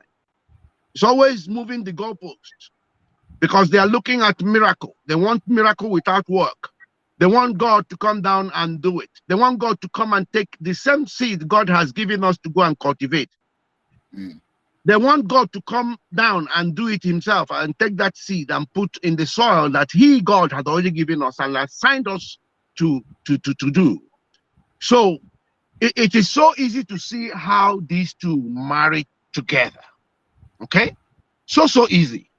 So in fact, I can't tell you the exact point when it starts because it is the conditioning of Nigerians, okay, to subscribe to anything that is fictitious, anything that looks mysterious, anything that is yet to come but is dependent on miracle without work. Anything. So this is the psychological makeup of Nigerians. And Simon capitalized in it. The only problem he had was that he had Biafrans in his midst. And he did not realize. In fact, I think he realized it by trying to sack them. Whenever he sees them, whenever he sees the genuine Biafrans, he will sack them and tell Nigerians that we have sacked this. My. So he realized. So he began to sack whenever he sees anything that looks like Biafran, that might query him, that might suggest something that will make him uncomfortable. He will go and announce that this person had been sacked. He's a criminal without evidence. He's jealous without evidence. He's envious without evidence because he is scared, because he knows that there are Biafrans. There are real Biafrans. But I don't think he understood that, in fact, let me be very frank with you. Simon, in the end, will count as one of those last fraud that had to happen before the real people came. Okay? The real people God wanted to use to get Biafra. Because you see, God is a jealous God. The Biafra we're talking about is God's own project. And God will never work with somebody like Simon Eba, who already had told you that I am Nigel Farage of Biafra. I am Boris Johnson of Biafra. I am going to save not only Biafra, but Africa. I want to go down in history as one of those that, God, you can't do this with God. No. Biafra is God's own project. Elohim. And Nnamdi Kanu kept saying it. Nnamdi Kanu told every Biafran, look, what is going to get Biafra is truth, consistency, persistency. You got to be consistent. You can't say this today and tomorrow you say the other. You can't just be disciple today, tomorrow son, and then the next day prime minister. You can't. That is not consistency. That is not consistency. That is the hallmark of a criminal. So I hope I've managed to tell you why and where you have this combination. Yes. Now let me take you to this last question. Mazi Nnamdi Kanu said that any day you wake up and you hear that I've been arrested, burn down Nigeria. And the son, the so-called spiritual son, and the first disciple, rather, is sharing the property of the father. Please, can you say something about this? Because Biafrans need to know what we are doing wrong right now. Yes. Nnamdi Kanu is extremely. That's why I keep telling people that keep telling Fulani, I keep telling Britain and whoever else, and including Simon Epa, that are just all working towards keeping him there or killing him there. If you knew what Nnamdi Kanu represents to humanity, honestly, you would have brought him out yesterday and pleaded and say, I'm so sorry. Because these are people that don't understand this guy. Don't forget that even as Nnamdi Kanu was saying that, as he was saying, any day you hear of my arrest, bomb Nigeria down. Yes. He was also saying, I know I will not disappoint you, but you people will disappoint me. He was talking to Simon and his likes. So you see, that's why I'm talking about the wisdom in this guy. Okay? On one hand, he's telling you what to do. On the other hand, he had in his mind that you're going to disappoint him. Now, do you understand? Before you go on now, just media, Kunon Media just gave me an alert that Simon is talking about 2 weeks lockdown, and now I just tried to open it to see what is there, and what he wrote here is this: Biafra territory may go on 2 weeks lockdown if the Nigeria government Eastern Region governors refuse to release Mazi Nnamdi Kanu or give updates on his whereabouts. This has become imperative as nobody knows the whereabouts of MNK after he was discharged. After 2 weeks lockdown and there is nothing, we will then activate the next strategy that has never been observed. Can you see how confused? I told you this guy would dance naked in the market without knowing. Can you see how confused that guy had become? And can you see how stupid he had become? Now, this was the same guy who was telling us about what Nnamdi Kanu said to Biafrans. Now he doesn't know where he is. He was the one telling us that Nnamdi Kanu says Simon Ekpa is the one to look up to now. That's it. He knew he knew where he was then. When he knew where he was then. Now he doesn't know where he is. Yes. He was the same guy who he can't even ask himself, which of these your traits have you carried out before? No, give us one. You know, it's like those of them that always will want to plead to Buhari and say, look into this matter, this election. And I'm asking them, when have you ever had a Buhari reviewed anything you asked him to review? For you to keep asking him to review. Now, this idiot called Simon, is it that he hasn't got brain to say, well, people can't believe me anymore because none of the things I've said came through? Don't you think that he believes that the people don't have brains? No, but he himself doesn't have brain because because he believes the people don't have brains too. There you go. That's right. Oh yeah, because he believes people don't have brain means that he has no brain himself. Yeah. Okay. Yeah, it's horrible. Just imagine this. Yeah. So this is somebody giving threats after threats after threats after threats after threats. Prince, can I bring this to you? I think that you see, he talked about 2 weeks here, and then now gives another ad infinitum time frame for the next action after 2 weeks. Now remember, he has streamlined his fundraising weekly, so he expects that this next 2 weeks will be supported massively, and then after the next 2 weeks, then that ad infinitum time frame will now be activated, where it will involve. He didn't give a time frame to that, where he said if there is nothing, we will activate. But that is his usual his usual pattern. Yes. Whenever he makes a threat and he goes for fundraising. Yes. Okay. Yeah, he makes a threat, he goes for fundraising, and of course, somebody else said that each time he makes that threat, it's also a signal for Nigeria to come and kill some more Biafrans. Yes, and who knows also, Prince also, because I'm looking at that statement, his whereabouts. Who knows what he and his gang men, his rogue team, are doing to try to test Biafrans to see how they're going to react to that word whereabouts. So that in case they hear something tomorrow, they'll say he actually said it initially, that this person is nowhere to be found. Who knows what they're doing? This is a gambler.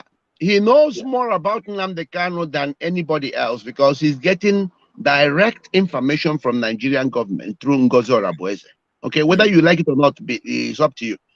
He's getting, otherwise Simon can't come out to say he is now the interim leader or call himself a prime minister. If he had any doubt, if he believed that Nnamdi Kanu would one day walk out alive, he must have received many, many reassurances for him to have gone forth to make all these stupid declarations. Okay? He had always tried to be very careful. Okay? I know that. There was a time he told you that he is not in communication with anybody in Nigerian government.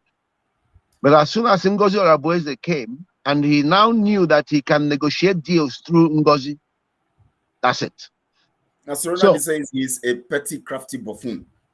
now listen, I want to look at it critically. Now, he succeeds in giving himself titles until he now gives himself the title of prime minister. He now comes to now tell us now that he's giving them 2 weeks to reveal where Mazi Nnamdi Kanu is, meaning that it's either his Nigeria agents and all of that, they have information of what they are doing. And for them to sell that narrative, they want to make us believe that this person is nowhere to be found so that we can relax with that information for the next 2 weeks. So that whenever you hear something, at least you would have heard the information. You would have, this we heard it 2 weeks ago. And so maybe this has happened and we don't know. So let's just continue with this prime minister. You know, I told you that this guy is playing the role of all these religious leaders in Nigeria. Can you remember that at one point, Mbaka knew that Hope Uzodinma was coming to take over from this guy? And he kept preaching, okay, he kept preparing people psychologically that hope is coming, hope is coming, hope is coming, okay?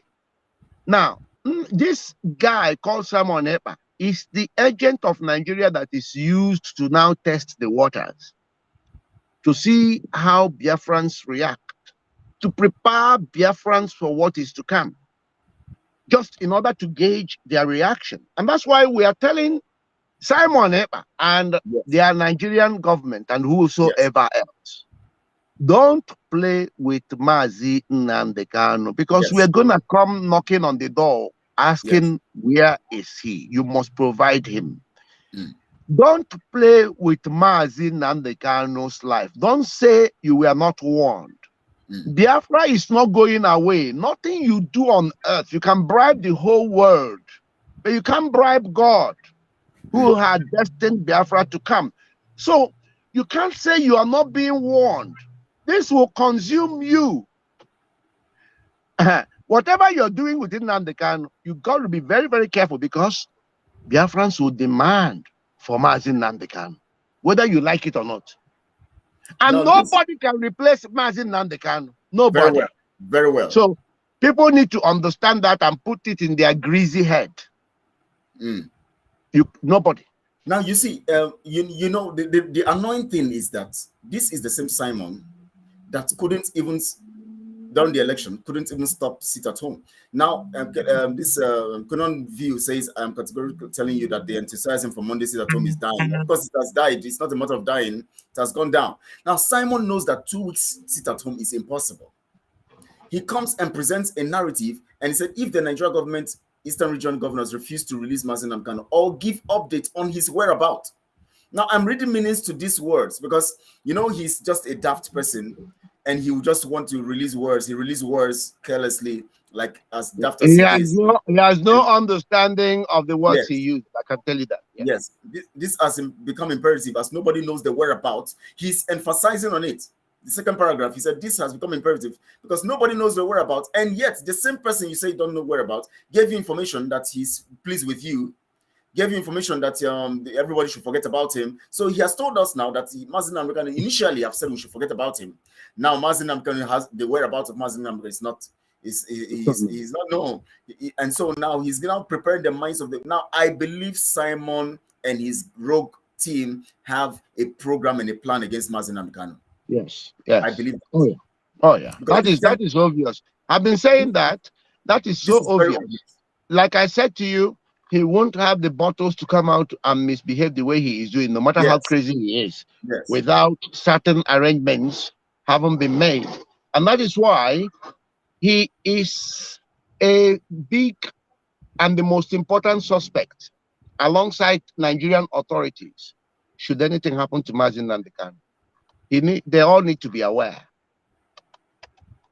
He knows he doesn't have the power for 2 weeks. Now he's making mockery of us, of all of us. He knows he doesn't have the power to for 2 weeks lockdown. He knows he doesn't have the power. He is trying to demean the whole Biafran project. He's bringing it into disrepute, but I can assure you the spirit of Biafra remains alive and will stay alive forever. Nothing anybody does will ever stop that spirit from waxing strong. They all need to know that. There is, even if you and I are not here, that spirit will wake up more spirits. The thing is that they don't even understand Biafra. They don't understand it, because if they understand it, they will have given Nnamdi Kanu the Biafra since. You can't stop Biafra. If you derail, you are cast aside, and Biafra will keep going, because it's a spirit. If you derail, it will carry on going. People should understand it and see it as a privilege whenever you are asked to go and get Biafra. Go with God and obtain it, okay? And get the blessing. God will retain the glory because he is God. But you're going to get the blessing that will come from being part of getting Biafra. It is not a one man's glory. You can't. This is a glory that belongs to only God. That's, people need to understand it. Otherwise, you're going to be derailed. Simple as that. Tomorrow we shall be holding a program on this particular topic on Mazin Nnamdi and Simon's devious treachery, criminality. Yes, in this regard, because I'm just having so many. I'm just realizing so many meaning in that text, and it's a serious thing we have to take seriously, because if anything happens to Mazin Nnamdi, Simon and Nigeria government will have to. Simon and Nigerian government, Fulani. I don't think they know what they're playing. I don't think they know what they're playing with. We need a fuller house tomorrow to talk about this, because it has to be a topic of its own. I look forward to that. Honestly, I had to crash into your program. I was so busy. You can see I'm still in the car. I need to get down and sort out a few things. Yes. Thank you so much for giving that time. And okay, your final. Thank you too. Thank you. All right. And keep up the good work. Hello to my fellow Biafrans. Hang in there. Keep the faith. Biafra is here. Nothing is going to stop us from marching into the promised land. Hold on to that faith. Yes. Not Simon, not anybody, not Britain, not Fulani. The whole world put together cannot stop Biafra from coming, because it's God's own project. On that note, I salute you all. I thank you and see you. Thank you so much. Later. Bye. Thank you so much.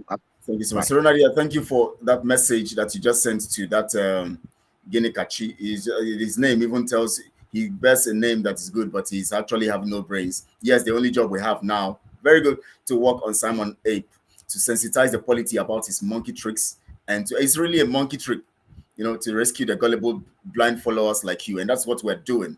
And Mazin Nnamdi must be protected at all costs. Every Biafran should see it as a responsibility to protect. Look at the game Simon is playing with Mazin Nnamdi life. Today, I give you from now to 17th. If you don't release him this, I give you from this date to this date. If you don't release him this, I give you from now to the next 2 weeks. We are going to go on lockdown. If you don't release him now, and you guys, and oh Lord have mercy, we're going to be dealing on this topic tomorrow, and we're going to be warning that Nigeria government and Simon with his criminal gang rogue team that is infested, with this Nigeria behavior. We're going to be talking about it tomorrow, 5 p.m. Biafra time. We're going to be here live, and we're going to be talking about this matter of Mazin Nnamdi, because this text, Simon doesn't know that we are smarter than him, wiser than him. He would send messages that he doesn't even understand. Look at that message critically. Any reasonable person will understand that the content of that message. The content of that message. You have positioned yourself, giving yourself a title of prime minister, and then you now begin to jeopardize. You're going to play with Mazin Nnamdi. You're now giving us information indirectly that Mazi Nnamdi Kanu is nowhere to be found. You must tell us where he is. Because if you have that kind of information, that Mazi Nnamdi Kanu you don't know where he is, then that means you have to tell us where he is. You and Nigeria government will tell us where he is, because you have put yourself in a position where you want to now bring the people's mind to believe that something might have happened to Mazi Nnamdi Kanu. So come back to me, and of course he has told you to listen to me, forget about him, so continue with me, and that will not happen. You know that will not happen. So that position you have is on social media. We have told you, you are just wasting your time, and your team is a rogue team. So we understand that. So we would address this tomorrow. I'm pretty sure after the program, to address the fake threat from Simon Ekpa tomorrow, the accountability group should issue their own press release to address that. Yes, we're going to do that. We're going to release a press release. Yes, although it's not in my place to decide, I'm going to discuss it with everyone, and then there should be a press release. It's not in my place to decide, but I believe it's the right thing to do. You know, because that text, this message he sent about 15 minutes ago, is very deep. He doesn't know that. That's how they will keep exposing themselves. They'll keep exposing themselves. Thank you all. Tomorrow we'll see you either 4 p.m. or 5 p.m. Biafra time tomorrow. We're going to be here live. We're going to have a fuller house. We're going to discuss this matter, and we're going to give one voice with one voice. Nothing must happen to Mazi Nnamdi Kanu. Nothing. Because he is the one who is going to lead us into Biafra. He said it, I will be in Nigeria, and I will lead you into Biafra. I will lead you into Biafra.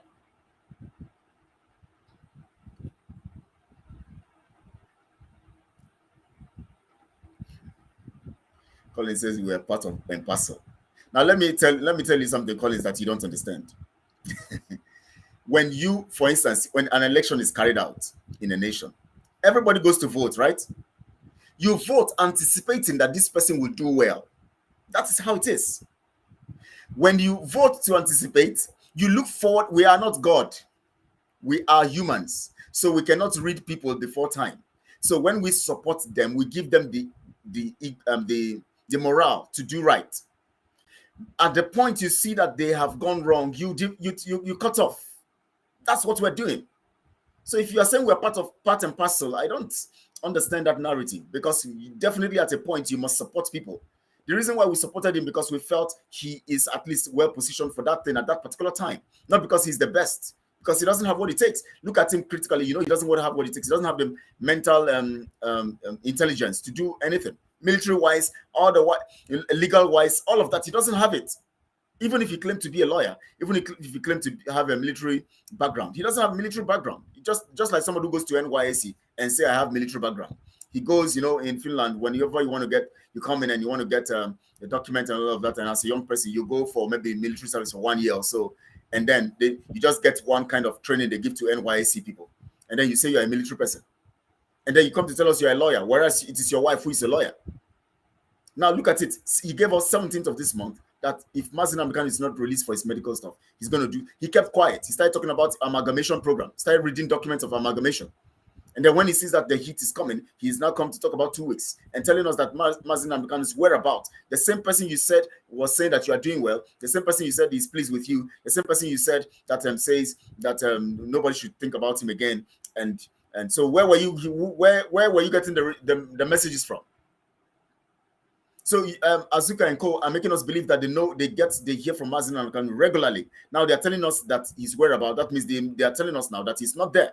They have to tell us where he is, because they have told us that they contact him every time. So they have to tell us where he is. They have to tell us where he is, because they said they contact him always. I'll see you guys tomorrow. Thank you so much. Conan View says to raise alarm over to make Biafrans to come and donate in his fundraising he's using to. Of course, come and donate. Something is happening. Donate. We are going to want to carry out an action now against the Nigerian government. If in the next 2 weeks they don't produce after the lockdown, then they don't still produce him, we're going to carry out an action we have planned to carry out that he can never. All this while he couldn't carry out that election.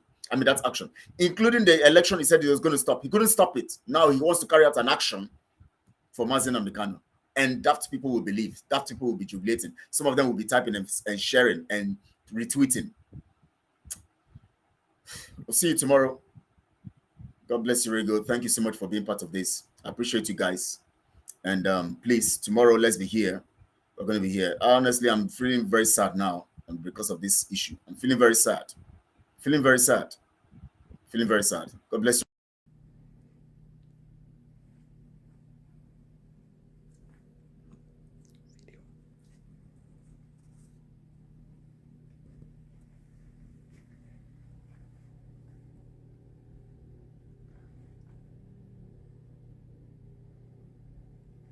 Snap on the back of the camera. The camera behind you. Go behind you. He knows. Boy knows everything.